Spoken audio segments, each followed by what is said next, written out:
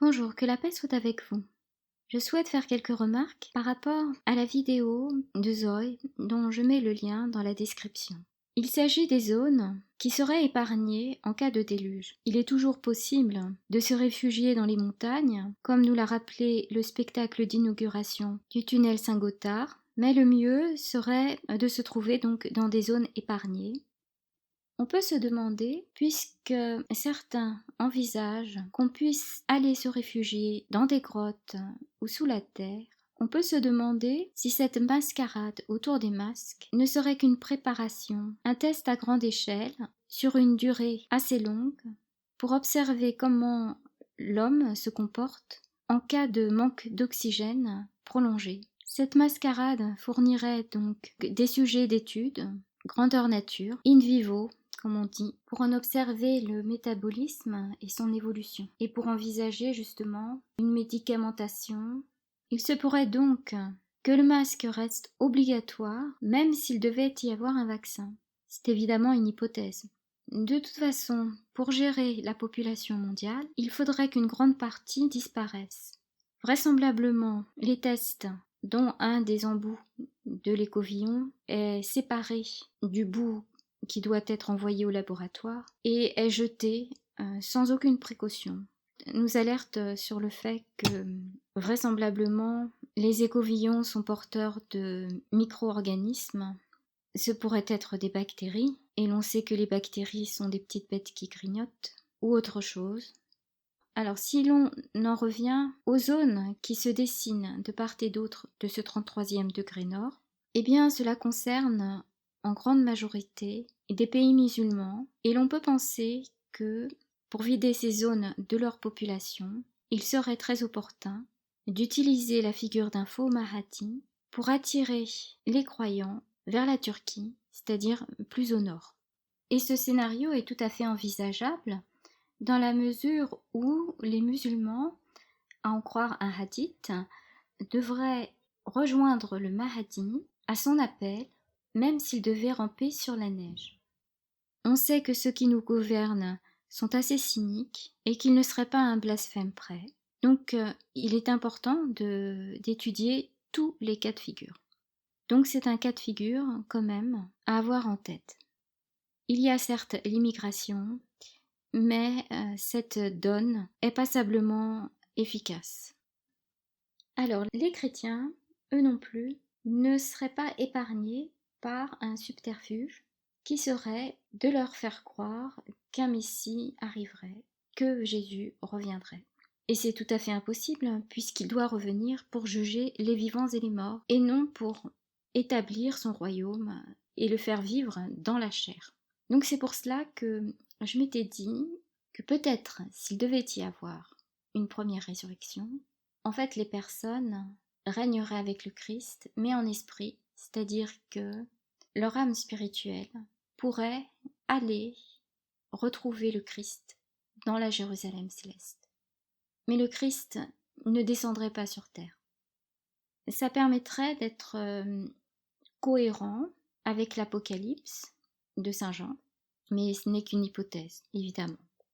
En tout cas, certains chrétiens pensent déjà qu'on arrive à la toute dernière fin, et cette croyance pourrait être exploitée aussi par ceux qui veulent obtenir, par exemple, l'obéissance de la part des chrétiens, mais aussi, ce serait une possibilité, la conversion de plusieurs pays au christianisme. Cela n'enlève rien, évidemment, au fait que des personnes se soient converties de manière sincère au christianisme en sentant la présence de Jésus.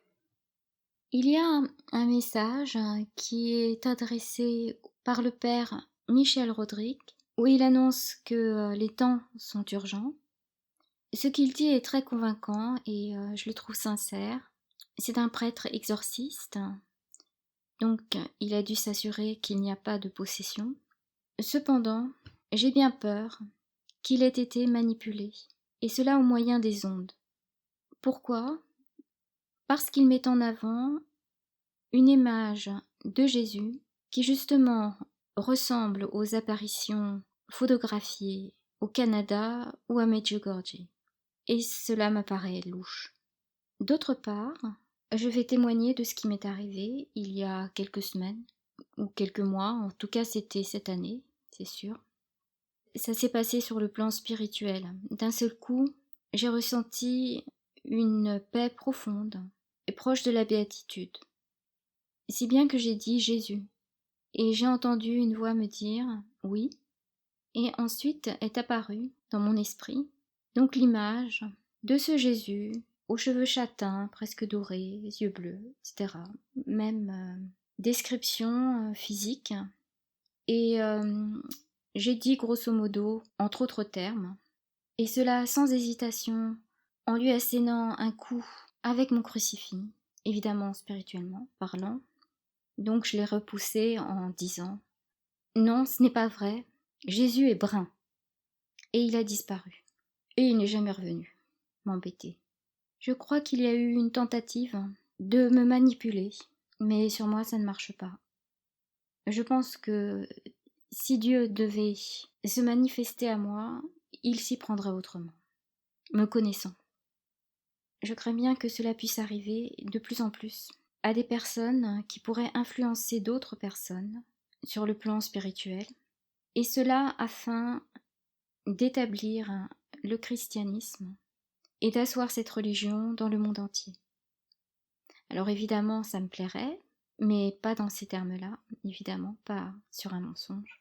Donc c'est pour ça que je fais part de mon trouble par rapport à l'annonce qu'a faite Père Michel Rodrigue.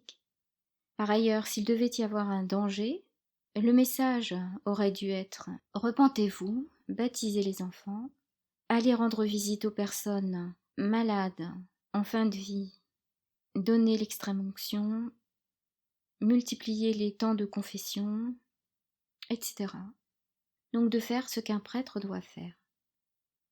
Alors il faudrait réfléchir sur les raisons, et j'y reviendrai peut-être plus tard.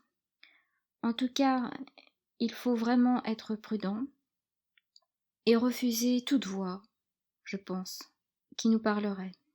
À cet égard, je redoute quand même les 3 jours de ténèbres, car il se pourrait bien que des personnes entendent des voix et se prennent pour Abraham, que Dieu leur demande un sacrifice. Cela pourrait servir les plans de ceux qui veulent l'apostasie. Dans ces cas, il faut se rappeler le mythe d'Ulysse, qui voulait écouter les sirènes, et pour cela, il a demandé à ses compagnons de mettre de la cire dans leurs oreilles pour pouvoir ramer sans être déviés de leur chemin, tandis qu'Ulysse devait être attaché au mât, et s'il hurlait pour être détaché, les compagnons devaient resserrer les liens. Eh bien, c'est une histoire qui est assez édifiante. Il ne faut pas sous-estimer les capacités de ceux qui veulent nous faire entendre des voix et même nous faire voir des images intérieures. Par ailleurs, c'est une histoire aussi qui nous rappelle qu'il faut, lorsqu'on veut écouter pour nous informer, des explications venant de personnes qui justement veulent notre perte, être solidement attaché, comme Ulysse, au mât du bateau, et qui représente en fait les 3 vertus théologales sur lesquelles il faut s'appuyer, et qui sont la foi, l'espérance et la charité.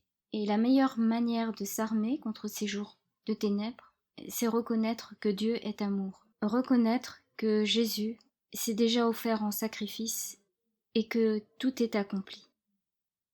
Que la paix soit avec vous.